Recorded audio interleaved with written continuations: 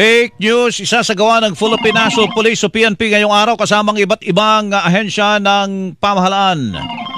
Forum kontra fake news. Mark Bacalalad, Mark! Super Radio! Iginit ang Philippine National Police na seryoso sila sa paglaban sa fake news. Ngayong araw, isasagawa ng PNP ang forum na War on Fake News sa Camp Crame. Pangunguna nito ni PNP Chief Police General Romel Marbil at ibang mga matataas na opisyal ng PNP.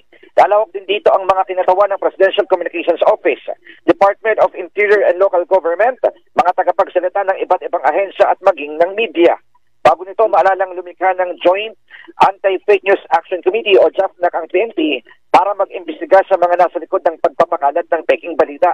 Ayon naman sa pinuno ng JAFNAC na si PNP Deputy Chief PNP for Operations, Lieutenant General Robert Rodriguez, matapos ang forum ay magkakaroon din ng Pledge of Commitment ang mga dadalong stakeholders.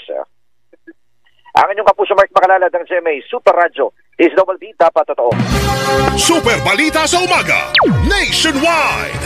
Oy, kamusta mga mamis? Summer na naman. Ready na ba yung mga kids na maglaro po sa labas? Pero paano pagka wala akong gana to eat and play ang ating mga anak?